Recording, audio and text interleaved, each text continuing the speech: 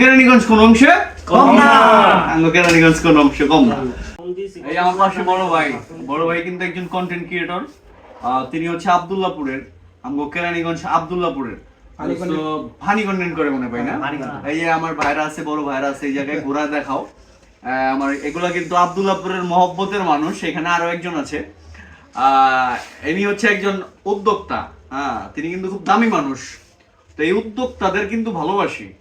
তো সবাইরে আহ্বান করুম, এরা যারা আছে, যারা ব্যবসায়ী কিছু করতেছে বা কিছু করতে চায়, তো আমরা সবাই এই উদ্যোক্তাকে পাশে থাকুম, আমগো কেরানীগঞ্জের পাশে থাকুম। কেরানীগঞ্জে কি হচ্ছে কি হচ্ছে না, তো এগুলা হচ্ছে আমরা তুলে ধরার চেষ্টা করুম।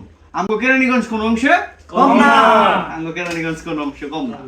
সো আমরা উই আর কেরানীগঞ্জ, আমরা ভালোবাসি কেরানীগঞ্জ। আমি ভালোবাসি জিঞ্জিরা, আর এরা ভালোবাসি কি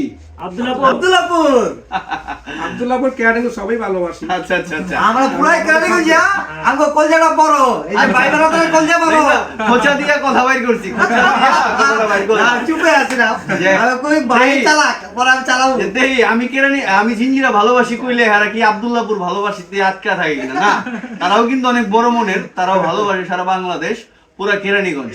তো ভালোবাসি বাংলাদেশ, ভালোবাসি কেরানীগঞ্জ, ভালোবাসি বাংলাদেশের 64 জেলা ভাই।